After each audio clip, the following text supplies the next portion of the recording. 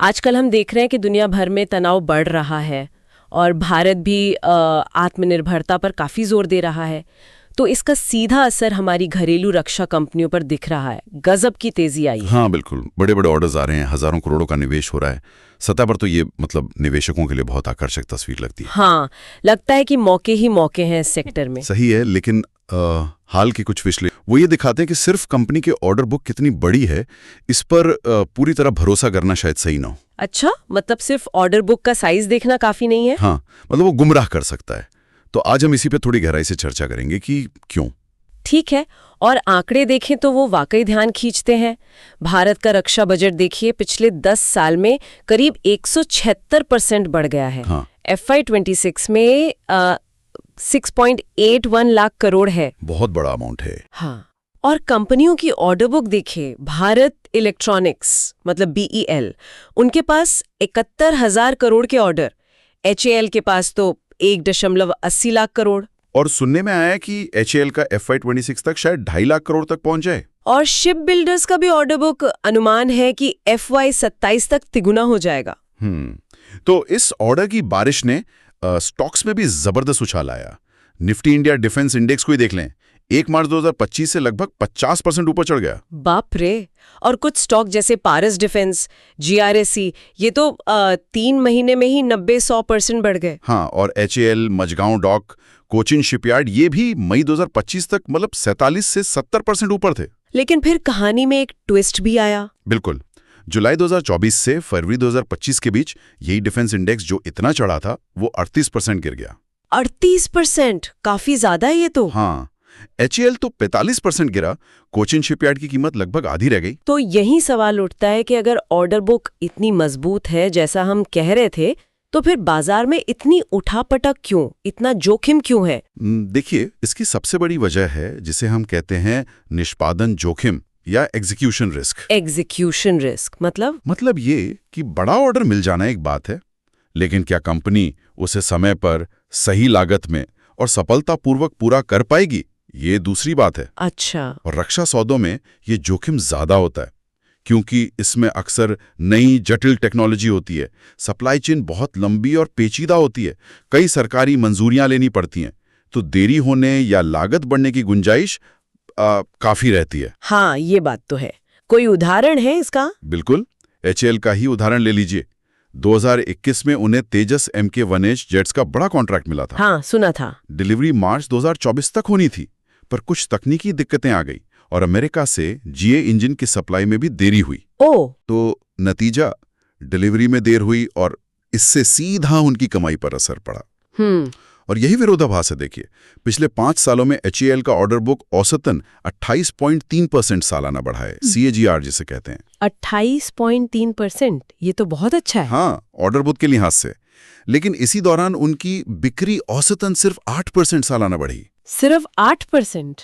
Order book 28% बढ़ रही है, बिक्री सिर्फ 8%? हाँ, और FY 25 में तो बिक्री सिर्फ 2% बढ़ी, जबकि ऑर्डर बुक 1.84 लाख करोड़ का था।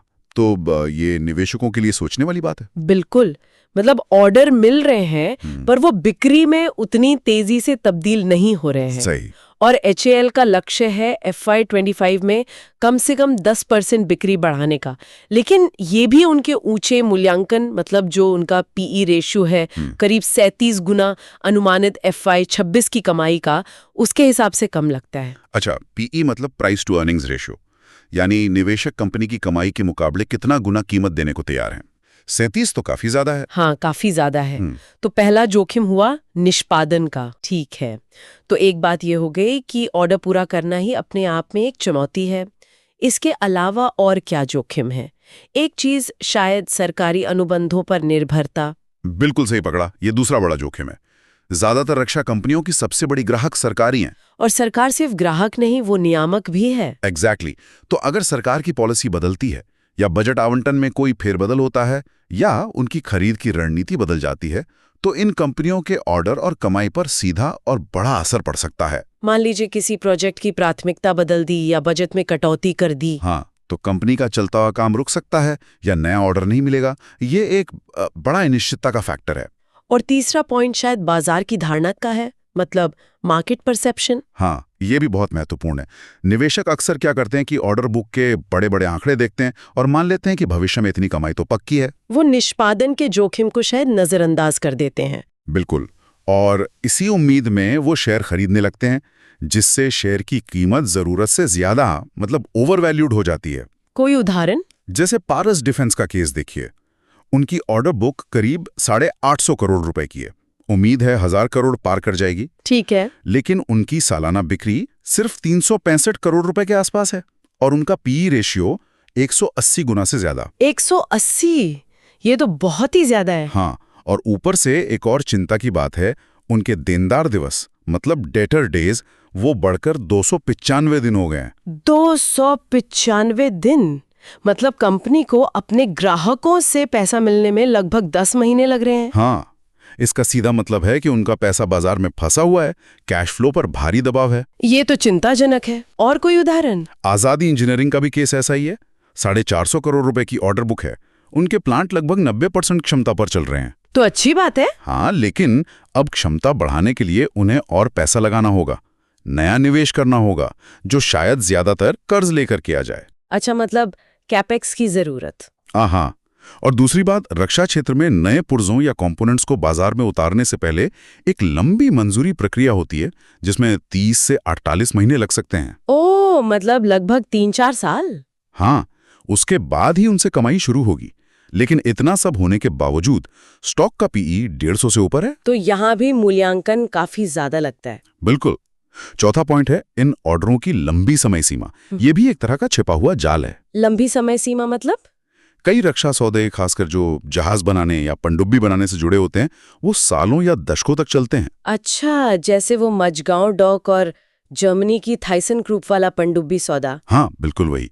वो करीब 70,000 करोड़ का सौदा है, बहुत बड़ा है। हाँ। लेकिन पहली पनडुब्बी की डिलीवरी कब होगी? अनुमान है 2032 में। 2032 मतलब आज से 7 साल बाद? हाँ, तो जो निवेशक ये सोचकर पैसा लगा रहे हैं कि जल्दी मतलब शॉर्ट टर्म में अच्छा रिटर्न मिलेगा, उन्हें शायद निराशा हाथ लगे। ये बात तो ध्यान रखने वाली है। और फिर कंपनी की अपनी वित्तीय सेहत का सवाल भी तो है। हाँ, बिल्कुल। 5वां पॉइंट यही है। ऑर्डर बुक चाहे कितनी भी बड़ी क्यों ना हो, अगर कंपनी की वित्तीय हालत ही ठीक नहीं है तो वो बेकार है। मतलब अगर कंपनी के पास वर्किंग कैपिटल ही नहीं है या कर्ज बहुत ज्यादा है, तो वो ऑर्डर पूरा कैसे करेगी? रिलायंस नेवल का उदाहरण याद है, जो अब स्वान एनर्जी का हिस्सा है। हाँ, कुछ। उनके पास भी करीब 2500 करोड़ का ऑर्डर बुक था, लेकिन खराब मैनेजमेंट, बढ़ता हुआ कर्ज, नतीजा ये हुआ कि कंपनी दिवालिया हो गई। ऑर्डर बुक धरा का धरा रह गया। तो मतलब ऑर्डर बुक के साथ साथ कंपनी की बैलेंस शीट और मैनेजमेंट की क्वालिटी देखना भी उतना ही जरूरी है। उससे भी ज्यादा जरूरी है शायद।